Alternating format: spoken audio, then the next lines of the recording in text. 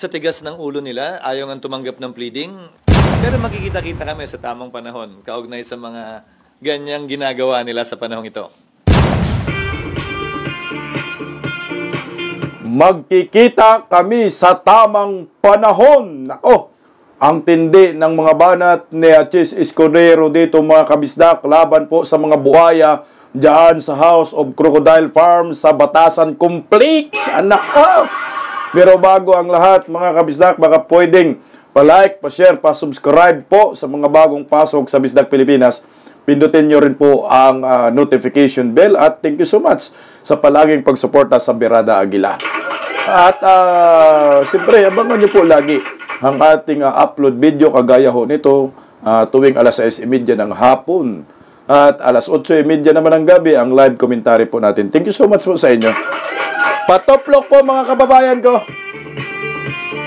Ito po ang ating pag-uusapan ngayong hapon. Chis Escudero, may buwelta sa mga buhaya.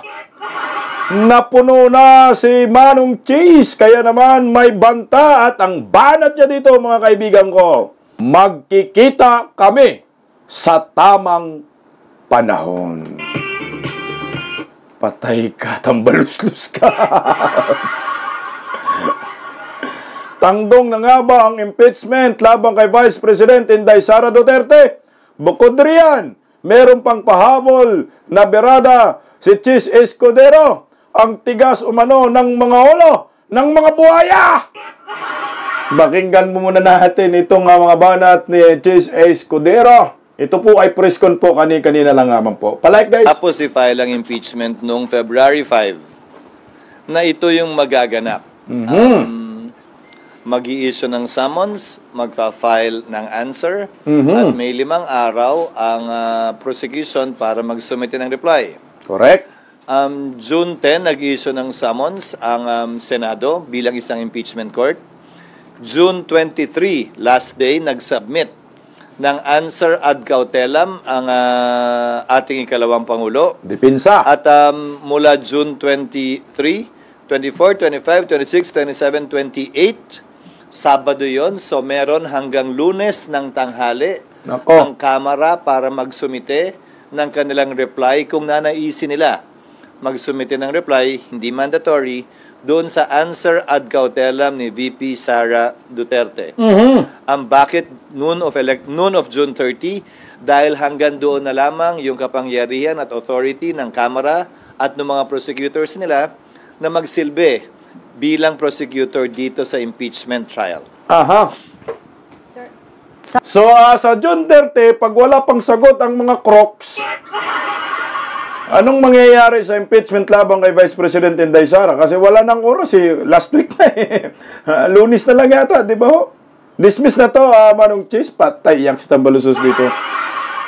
Tuloy natin. Press con ho ito Sabi ni BP Sara, hindi siya pwede i-compel na sumagot dun sa mga allegations o kaso na kapaloob sa articles of impeachment considering na yung Senate Impeachment Court ibinalik sa Kamara yung articles of impeachment. Yun yung nakalagay sa answer niya at hindi para sa akin na komentaryohan yun dahil korte, impeachment court na, ang dapat tumugon doon kung sakasakali. Hindi para sa akin na husgahan yon o bigyan ng kulay yun. Tinatanggap namin yung kanyang sagot at yung posisyon niya. At dahil doon, meron siyang motion to dismiss na noong una, parang binatikuso ng tagapagsalita ng Kamara ang Senate Impeachment Court spokesperson dahil parang telegraphing or coaching the BP dahil nabanggit niya na yun ang pwedeng ang i-file ng Vice Presidente. Ulitin ko, hindi para sa akin na komentaryohan ang sagot ng Vice President. Tatanggapin namin yun bilang sagot niya doon sa summons na inisyo ng impeachment court. At hindi para sa aming komentaryohan yun na tama yun o mali yun. Pucha guys, dismiss talaga ito.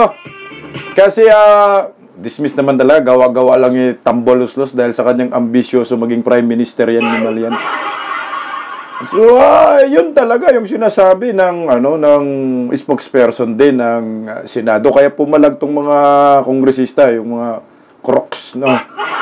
Dahil tinuruan daw ng naturang spokesperson ang depensa na ipa-dismiss ang impeachment laban kay Vice President Inday Sara. Hindi naman yan bago.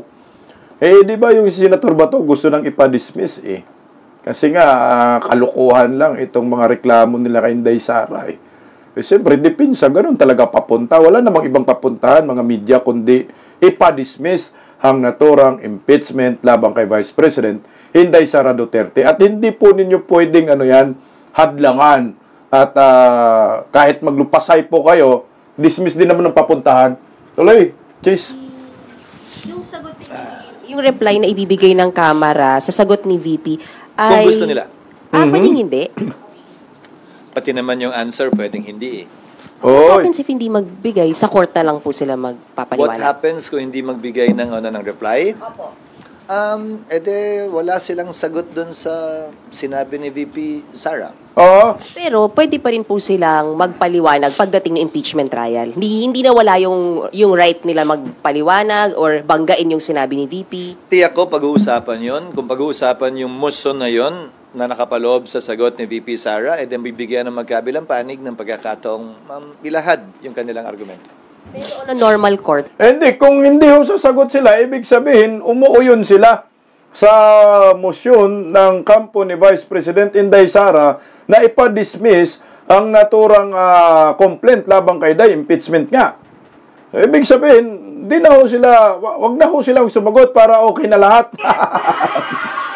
Kasi kung hindi ka sumagot, inuuyunan mo. Hindi mo dinipinsahan eh. Hindi mo kinontra. Wala kang motion. O, ano ang mangyayari? Hindi kakatigan po ng impeachment court ang banat ng depensa, motion ng depensa na i-dismiss ang naturang impeachment. So wala na, tapos ng usapan kung hindi mag-reply. Hanggang hanggang Lunes na lang. O, sige, tuloy oh. court SP, pwedeng kunyari hindi magbigay ng answer pero sa mismong trial na sila magsalita. Pwede, hindi siya deemed or considered waived unless under exceptional circumstances, hindi siya papayagan ng korte for being dilatory. Pero sa palagay ko, walang ganun dito.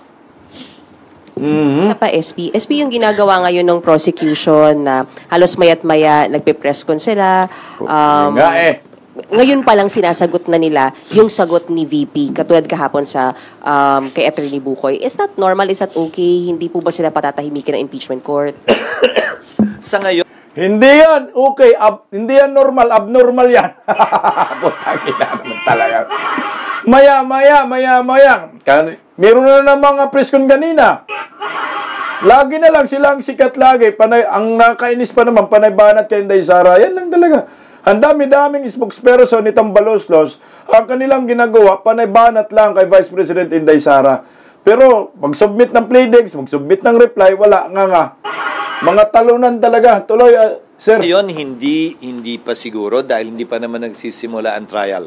Pag nagsimula na kasi ang trial, dapat lahat ng gusto nilang sabihin, doon na mismo sa trial. Pero sa panahong ito, walang prohibition. Katulad ng mga tanong nyo sa akin ditong nagdaang araw, pwede ba nyong i-publish yung answer na binigay sa inyo ng Kamara base sa receiving copy nila? Walang prohibition na gawin yun.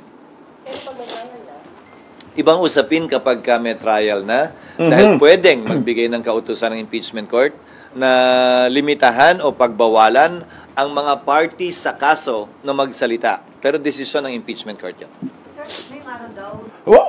Walang pinagbabawal na bumanat or hindi ka bumanat diyan, pero ang nangyayari po mga kabisda kasi itong ginagawa ng prosecution, hindi lang man si Inday Sara binabanatan diyan. Ang binabanatan din nila yung impeachment court.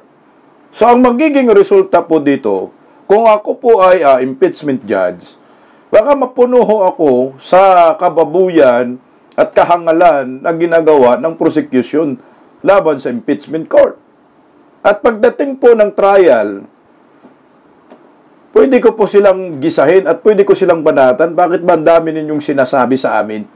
Bakit ba ninyo kami kinakalaban? At sabi nga ho ni ng spokesperson ng impeachment court, hindi nyo naman kami kalaban eh. Ang kalaban ninyo ang Vice President.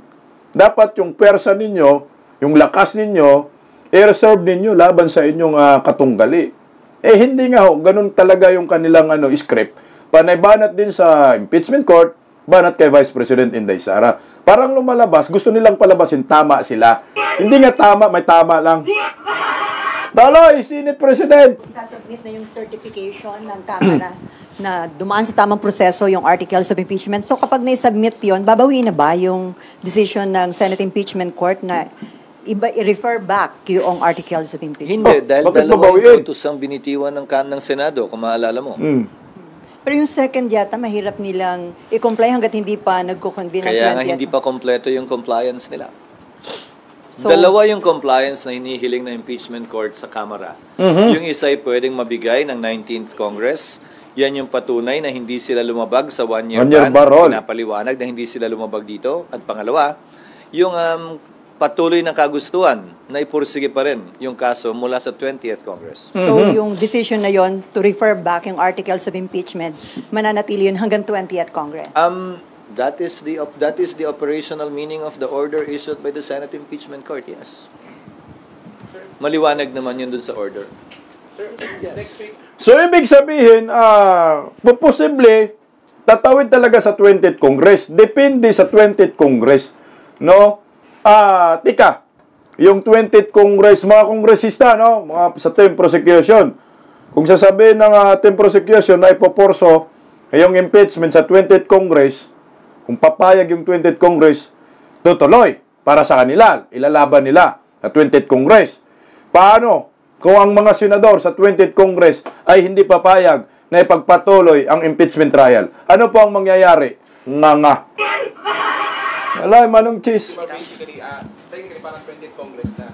So, mapapalitan na, sir, may mga prosecutors, pero may mga na-retain pa rin naman. Then, yung 20th Congress papasok na rin. So, paano po yung magiging process lang? Hindi yun question kung mariretain sila. Desisyon ng Kamara yon. Pero ang issue ay, ang authority, ang otorisasyon na binigay ng 19th Congress sa mga prosecutors, na re-elect man sila o hindi, ay hanggang June 30 lamang. Correct, may Kailangan expired. bigyan sila ng panibagong otorisasyon ng Kongreso Sa na 20th. magsilbi bilang pareho man o magkaibang prosecutors sa ilalim ng 20th Congress. So, sir, kailangan pa ng plenary action. So, ibig sabihin yan, expired na ang kapangyarihan ni Bukoy. Expired din ang kapangyarihan ni Akop. Expired din ang kapangyarihan, sino yung kamukha ni Dilima? Si Luistro. So, ngayon, pati yung mga spokesperson nila, si Bukoy, expired din yan sa June 30. So, wala na silang kapangyarihan. Pagdating ng 20th Congress, kailangan magpasamuli sila ng parang pagdidebatehan sa plenaryo, sabihin, sila pa rin, ito pa rin. So, ang tanging may kapangyarihan yan, 20th Congress, hindi 19th Congress, tanggong talaga itong impeachment. Nalay, walang cheese. Pagkaganon. Plenary action ang kinakailangan. So, Diba? basically, sir, walang prosecutors muna from June 30. Kaya nga, Pebrero pa lang, sinasabi ko na sa inyo, di ba, dun sa mga nagmamadali, hindi pwedeng magpursige ang trial dahil walang prosecutors mula June 30 hanggang July 28. Di ba, noon pa sinasabi na natin yan eh. Hindi naman pwedeng mag-trial na isang panig lang. Sir, so given yun, sabi Iyak si Tambaluslos. So, titingnan natin, by June 30, baka kasi magdesisyon yung mga senador na i-dismiss na ho ito. Wala nang oras. Pero ito maliwanag, tanggong ang impeachment, walang prosecutor simula June 30, so hanggang July 28. Ngayon, mapapag-usapan yan, August na. Kung ayaw rin pumayag ng mga senador sa 20th Congress na pagpatuloy natin, walang kwenta. No? So, iiyak talaga si Tambaluslos nito. Talaya. kasi ni Attorney Bukoy, yung spoke sa House, magre-request po sila, after nila mag-file ng reply dun sa answer ni VP Sara, magre-request sila sa impeachment court na mag-set na ng pre-trial date at ng trial date. Pwede ba yun? Hindi. Kasi kahit yung authorization ni Attorney Bukoy ay hanggang June 30 lamang. Mag-expire at maglalapse din yun. Bukoy! Kamag-anak ni Bikoy! Ang kapangyarihan mo hanggang June 30 lang daw. Maglalaps na. Animal hupas. Sa Bisaya kasi hupas na yung expired ba? Talay po, paano Ahente lamang siya. Spokesperson lamang siya ng prosecution panel. So yung prosecution panel na mag-a-appear, ano ba siya? Spokesperson ba nino? Spokesperson ng mga crocodile. Principal agent. Wala na prosecution by June 30. No, spokesperson ba siya ng prosecution? Kundi sino yung nagbigay sa kanya ng kapangyarihan? Tapos na yung kapangyarihan ng prosecution team ng June 30 noon. 19 Congress. So, yung pre-trial at yung trial date sa 20th Congress na po. Sa 20th Congress din, kasi paano mo nga isa-set yun nang walang prosecution? Kung mag-set kami, ulitin ko Pebrero pa lang, sinasabi ko na to sa inyo. Paano ka magse-set ng pre-trial na kailangan may magkabilang panig? Hindi naman pwedeng abogado lang ni VP Sara mag-attend doon. One-sided naman yun. Hindi na pre-trial talaga ang tawag doon. Teka, ang pagkakaintindi ko dito kay Chis Escudero, tatawid sa 20th Congress, no? So, 20th Congress, magdedesisyon kung magta-trial ba or hindi. What if, pagdating ng June 30, mayroong mag-file din ng motion ng mga senador, kagaya ni Senator Bato, kagaya ni Tolentino, na sabi, ito ay functional dismiss na. Itong, tama ba, functional dismiss na yung impeachment pagdating ng June 30. O ano ho ang mangyayari? Tatawid pa kaya? Wala na, hindi na tatawid. So by June 30, baka ho, magkaroon man sila dyan ng hearing, mag-session man sila, napaka-imposible. Pag hindi po yan hilingin ni Bato, na i-dismiss na ho ito kasi June 30 na wala nang panahon. Kaya tuloy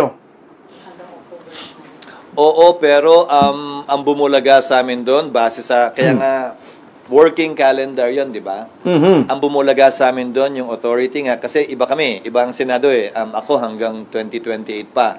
Pero yung prosecutors, yung congressmen, hanggang June 30 lamang. Tapos na sila. Sir, also sabi po niya ni Attorney Bukoy, yung ombudsman daw po, yung investigation nila hindi dapat magtuloy dahil matapos dapat daw po muna yung impeachment trial.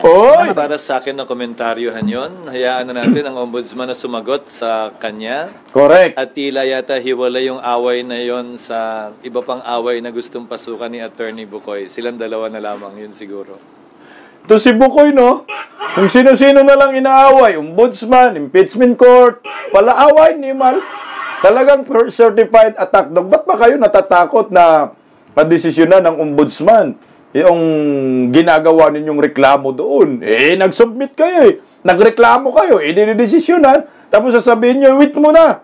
Kailangan po muna na natin patapusin yung impeachment. Kasi nga, kung ano yung magiging desisyon ng ombudsman, tatamaan yung impeachment ninyo, yung pinafile ninyong reklamo kay Vice President Inday Sara dyan sa impeachment court. Paggagamit ng depensa, kaya dapat matapos na agad yan. Tuloy po, Chis. Sir, ginagamit kasing defense, based dun sa answer ng Vice President, ginagamit nilang defense yung pag-return ng impeachment court dun sa articles of impeachment. Ano ba talaga ang ginawa ng impeachment court? Kasi ang claim nila is, the articles of impeachment was returned, so there's no charges against her to speak of. There are no charges against argumento yan ng isang panig. Subalit, I refer you back to the order itself. Correct. Ibasa na lang po yung order. Dahil nakalagay naman doon, hindi ba, return without dismissing nor terminating the case. Hindi ba nakalagay yun doon? So, ang sagot siguro, yung nasa order na lang, pagdedebatihan yan, kung may issue, pagbobotohan yan, kung sakasakali pagdating ng trial. Teka lang, kasi nga, itong mga media, tablado rin po, pareho ang utak nila ni Laila de Lima. Kay de Lima kasi, ang feeling nila, ang ginawa ho ng Senado, dinismiss na ho. Pero ang remand niya, napunta sa return return without dismissal. So, hindi dinismiss, binalik lang, kasi nga, meron silang hinihingi na mga requisitos.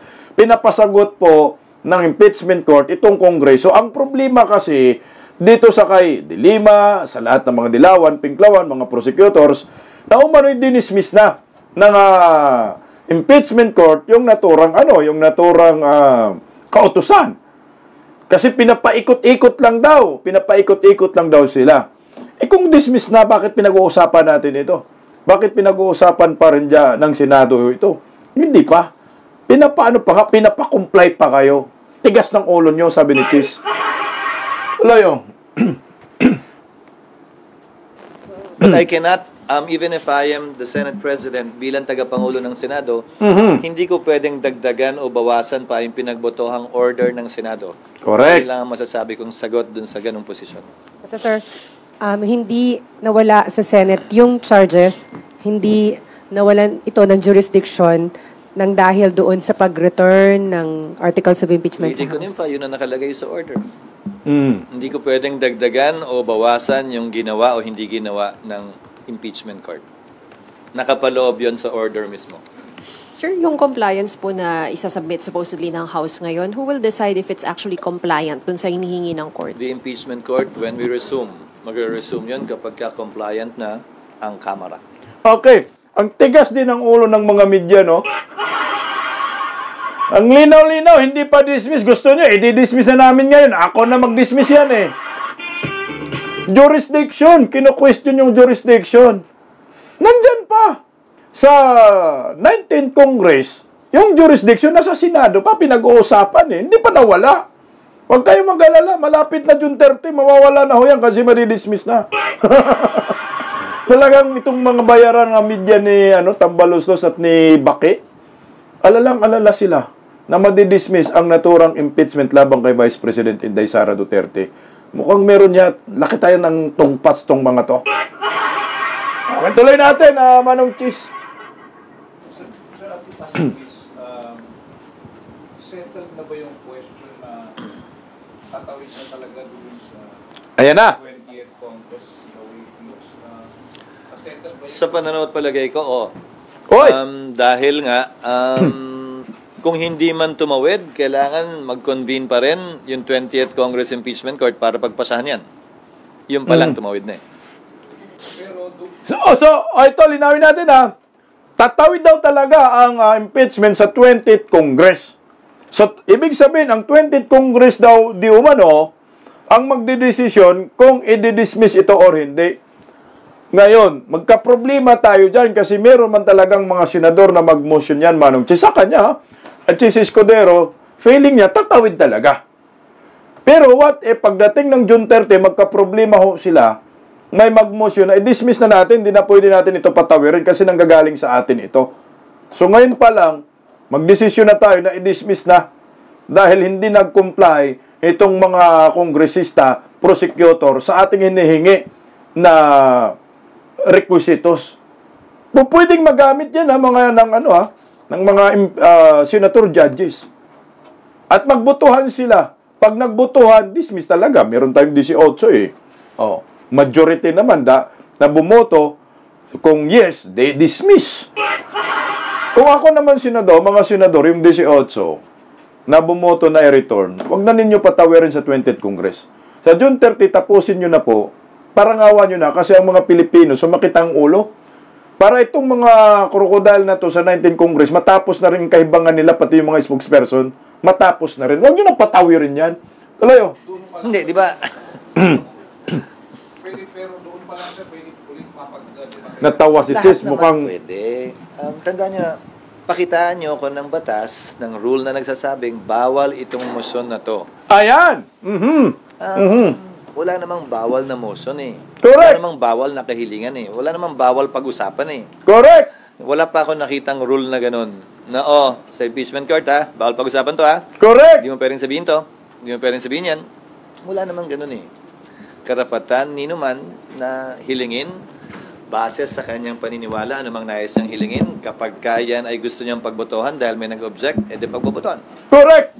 SP na sa... Gusto ko yan, So, ibig sabihin yan, sabi ko nga, pagdating ng June 30, pag mayroong mag-motion na ipa-dismiss ang impeachment labang kay Vice President Inday Sara, walang magagawa ang mga prosecution, kundi maghintay sila sa desisyon ng impeachment court at ng mga senador. Kung magbutuhan sila na dapat na ma-dismiss do, magpasay, magsiiyakan na lang sila. Sabi man, walang bawal. Agay, tambayak na. Hello, Manong Chi. Motion to dismiss pa rin ako. Kung may tumayo pong Senator Judge again, ito, tinanong and then nyo naman. mag-motion to dismiss, di ba po kaya nyo pinag-usapan nyo nung last session nyo para sabi nyo, sir, ngayon pa lang, maayos nyo na, hindi na ito maulit pagdating ng trial. So kung meron ulit, sir, hindi pwedeng pagbawalan. Parehong ground ba o magkaiba? Parehas. Aha. Pinasubmit namin ang nandun naman kayo, di ba? Napanood nyo yung pag-develop ng motion. Hindi ba? Nagsimula sa motion to dismiss, napunta sa remand, napunta sa return. Without dismissing nor terminating. Hindi ba? Tapos sinabi, hiniling na mag-submit ng compliance na hindi sila lumabag dun sa 1-year ban. Dahil sabi, walang sinubmit. Kung naalala ko ni Senator Win, kailangan natin pakinggan yung Kamara dyan, mag-submit sila ng ebidensya na hindi sila lumabag. Correct. So, kailangan mapakinggan sila bago pagbotohan to. So, yun yung kinalabasan ng motion, hindi ba? Hiniling ang Kamara na ipaliwanag yun. So, kung ang tanong mo sa akin ay ano mangyayari, hindi ko alam. Depende kung merong kontento at hindi kontento dun sa compliance ng Kamara. Pwede pa rin talagang i-discuss yung motion to dismiss, even if na-discuss nyo na Remand siya. yung pinag-uusapan na. Again, Teka lang. Bago ko i-play, remand daw yung pinag-uusapan. Kasi nga, oo naman. Yung hiniling po, ni Senator Bato, dismiss na. So ngayon, ang sabi ni Cayetano, remand. Ngayon, ang ending ay return. So, return. So, tapos na yung pinag-uusapan yung remand at return. So, ngayon, pwede pa muli yan, pag-usapan muli nila, at pwede pang mag-motion si Senator Bato muli, kung sino mang senador dyan, na i-dismiss ng impeachment. So, walang magagawa si Senator Chis Escudero at yung mga kalaban dyan, Hontiveros, kundi kung ano po, tanggapin na lang nila kung ano po ang desisyon ng karamihan. Kagaya ng butong 18 at 5 na maibalik ang naturang impeachment. Pwede pa rin. Kaya nga sabi ko, crucial pa rin ito sa February, patras tayo sa June 30, mga kabisdak. Tuloy, Remand yung pinag-uusapan, hindi pinag-usapan yung motion to dismiss. Hindi pinagbotohan yung motion to dismiss, So, yung premise mo, hindi pangalawang beses pag-uusapan yan kung sakasakali. Dahil pinagbitohan ay yung return or remand. Yay! Patay tayo dyan! Naliwanag niyo, hindi pinag-uusapan yung motion to dismiss. Tama ho po doon. Kasi nga, ang una, yun talaga. Pero ang ending, di ba, nakiusap si Cayetano kay Bato, baka pwedeng i-remand na lang muna. At bigyan natin ng pagkakataon. Parang trial na rin po itong nangyayari. Trial na talaga to. Bigyan natin ng pagkakataon itong mga kongresista, prosecution na sumagot. Bigyan natin sila tungkol sa motion mo, Senator Bato, na lumabag ang mga prosecution, House of Representatives sa 1-year rule na bar, 1-year rule bar. So ngayon, hindi man sumagot sila. So pwede pa nga, hindi lang pwede, talagang pwede. Talagang pwede pong mangyari pagdating ng June 30 ay muling mapag-usapan. Maliwanag sinasabi ni Senator Chis Escudero, hindi pa namin pinagdebatihan at hindi pa namin pinagbubutuhan. Kung sakali mahihiling ng motion to dismiss, pagdating ng June 30, first time pa nila yan pag-uusapan na madi-dismiss. Kasi nga nga naman, ang pinag-uusapan, remand lang naman at napunta sa return. So ngayon, nagka-problema ngayon ang prosecution. Pagdating ng June 30, aabangan na lang ng maraming Pilipino kung ano po ang magiging desisyon pagdating ng June 30. Kasi wala namang panahon na, tapos naman ang 19th Congress. Kung balikan natin yung ibang mga statement ng ibang mga senador, gaya ni Tolentino, na dismiss na daw yan pagdating ng June 30 kasi wala nang panahon. At hindi na pwedeng tatawid sa 20th Congress. Kasi nanggagaling yan sa 19th Congress. At dapat ang magdedesisyon yan, ang 19th Congress. Kung magkasundo lahat ng mga senador na kailangan mag-motion tayo, kailangan ipabasura na natin ito, wag na natin paabutin ng 20th Congress. Kasi ayon kay Senator Chis Escudero, hindi pa namin napag-usapan yung motion to dismiss. Kasi napunta sa remand at napunta sa return. So kung sakali, first time pa mapag-usapan yung motion to dismiss pagdating ng June 30. So hindi pa rin ito hindi pa rin makapagkampante itong mga prosecution team ni Tambaloslos na tatawid doon sa 20th Congress. Marami pang mangyayari pagdating ng June 30. Dalawa lang ang pagpipilian ng mga prosecution team. Madidismiss ang kanilang reklamo or tatawid sa 20th Congress at i-comply ang mga requirements na hinihingi ng impeachment court. Pag hindi nila gawin yan, iyak. Iyari na tambalaslas. Problemado ang mga crocs tuloy. Sure. This early. Wala, nagkagulo ng mga media. Kaya nagkakaroon din kasi, sir, ng mga apprehension or mga agam-agam na hindi yung actual na trial, yung nakikita natin na paglilitis kagaya sa korte. Gigil na gigilan sila. Sorry. Yeah. Hindi ko trabaho. Pawiin yun. Nanggigigilan talaga sila dahil yung proseso, ulitin ko, gaya ng sinabi ko nung nagsimula tayo kanina, lahat ng sinabi ko naman nung Pebrero pa lang pag-file, nagawa lahat yon ng Senado. Stop muna ha. Gigil na gigil lang ang mga kongresista. Kasi sabi man nila wala daw trial na nangyayari. Pero pag tiningnan po ninyo, trial na ho ito, nag-convene na eh. Sumagot na si Vice President Inday Sara. Pinapasagot sila, hindi sila sumagot, tigas ang ulo nila. Nabuwisit si Chis Escudero. Narito yung banta ni Chis Escudero, pakinggan natin. Oh. Kaya lang, kulang na talaga yung panahon.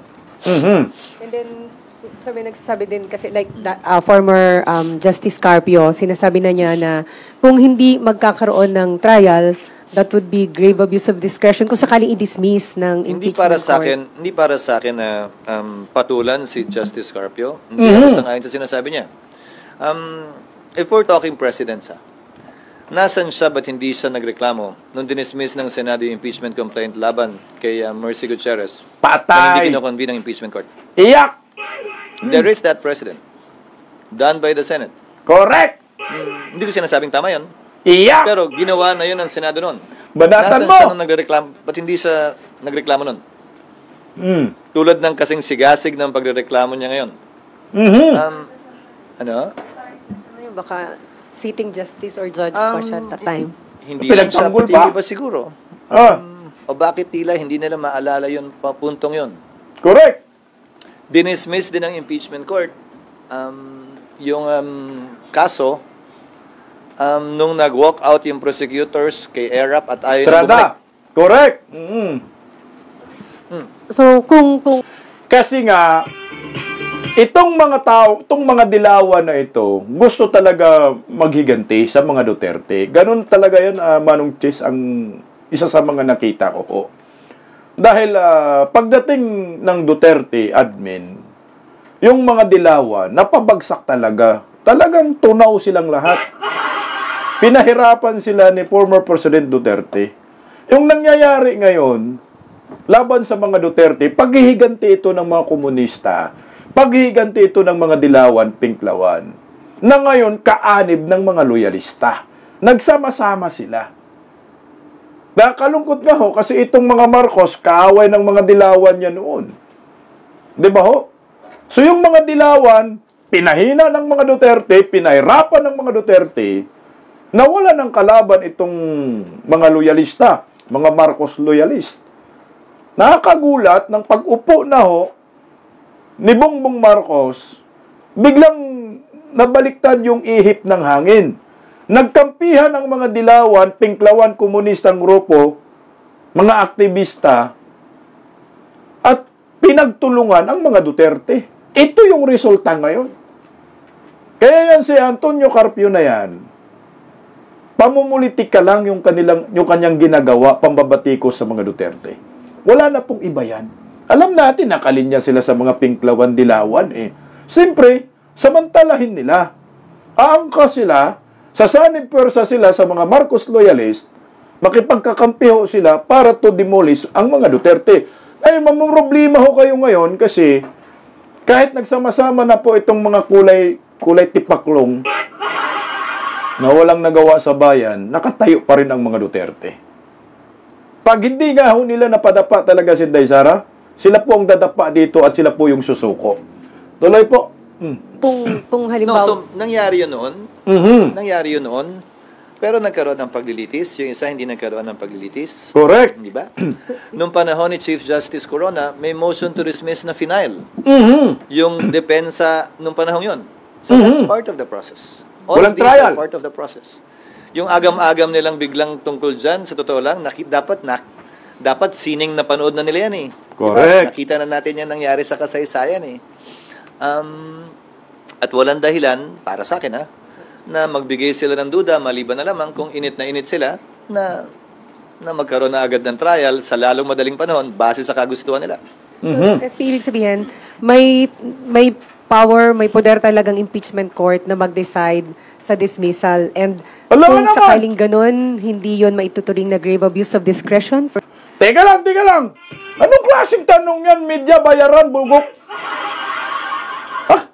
Siyempre, may kapangyarihan ang impeachment court na mag-dismiss, mag-motion to dismiss yung naturang impeachment complaint. Kasi nga, kung nakikita ho nila, sablay ho ito, bakit ipagpatuloy nila ang trial? Impeachment court, walang kwentang court yan.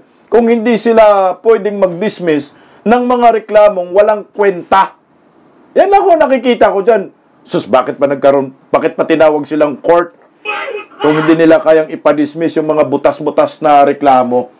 Tuloy po. Having that, dahil meron kayo ng ganung power? Hindi siya bilang retired justice ng Korte Suprema ang pwede magsabi nun. Ulitin ko ulit. Patay. Lahat ng ito, ang may kapangyarihan lamang magpasya kung may nilalabag na batas sa wala ay Korte Suprema. Korte. Hindi ako, hindi kami, hindi mga dating mahistrado. Correct. Kung hindi yung mga kasalukuyang mahistrado ng Korte Suprema. Labas doon ang kapangyarihan to try and decide binigay sa Senado. Sir, sorry, clarification lang. Yes. Okay. Tama ho. Kung ngayon, si Antonio Carpio, yung kanyang mga pinagsasabi against sa impeachment court, against sa Inday Sara Duterte, hindi na po yan magmamatter. Walang bearing po yon. Pangmamaritis na lang po yun. Kasi nga, hindi naman na po siya kasama sa Supreme Court. No, hindi naman siya justice ngayon. So, ano ba siya noon? Yawag siya itong mga dilawang kung ano-ano na lang nakaisip, no? Mga hunghang, oh. So, not counted na yon. Dapat nga ho yan. Hindi binibigyan ng pansin yung mga yan. Panggulo lang. Ang tangin makapagsabi, yung Supreme Court, Korte Suprema. Kasama pa ba si Antonio Carpio sa Supreme Court? Kabilang pa ba? Hindi na. Hindi na nagmamatter yan. Tama ka, Manong Chis. Hintay natin. Yung Korte Suprema, kung sasabihin nila kung meron kaming grave of abuse. Pero sa tingin ko, wala. Kasi nga, impeachment court sila, may karapatan sila. Lahat kasi sabi nga ho, sole power po ang impeachment court. Lahat ng pwede nilang gawin, wala pong makakapagpigil yan. Dahil sila po yung korte dyan. Nagkataon ang mga senador, yung nakatuka sa kanila, yung pagiging impeachment judge at impeachment court. Tuloy po, ito nanggigigil sa mga kongresista dito. Sagutin na rin po ito dati. Pero if hindi po magsabit yung second document na compliance, yung 20th Congress House, what happens Then dito? the court will decide accordingly. Hindi ko alam yung pangunahan. Kasi iba na rin yung composition ng court. Pero sure, di ba, So, ibig sabihin, pag hindi mag-comply, itong mga kongresista, paano yun? Yung 20th Congress na, yung magdedesisyon, yung mga senador sa 20th Congress. Basura mo naman ang cheese. Tuloy nga, oh. should be for na pwede pa rin kayo mag-decide to continue the trial even without that. Remember, I also said the 19th cannot bind the 20th. The 20th Correct. Congress, the 20th Impeachment Court, the 20th Congress Impeachment Court, the 20th Congress House can reverse whatever decision was made by the previous Senate, by the previous Impeachment Court, by the previous Congress. So, pwedeng baguhin yung order ng Impeachment Court na papasok. Pwedeng i-modify yun. Pwedeng i-abandon yun. Decision ng Impeachment Court yun. Pwede rin pala, sir, na wala silang compliance doon sa number 2. I-dismiss na! Pero may assign silang prosecutor. Kung hindi mag-comply. Prosecutors. Lahat yun posible, Nympha. Ayokong pangunahan. Sa tigas ng ulo nila, ayaw nga tumanggap ng pleading. So, hindi na ako magugulat kung gagawin mo nila yun. Biri mo, pagtanggap lang ng order, pagtanggap ng pleading, pagtanggap ng answer, pagtanggap ng appearance, pati yun, papahirapan. So, hindi na ako magugulat, sa totoo lang. Pero magkikita-kita kami sa tamang panahon. Kaugnay sa mga ganyang ginagawa nila sa panahong ito. Sir, other issue? Yari kayo ngayon! Sir, other issue? Hindi, bilang impeachment court at bilang litigant. Bilang party. Bilang party litigant.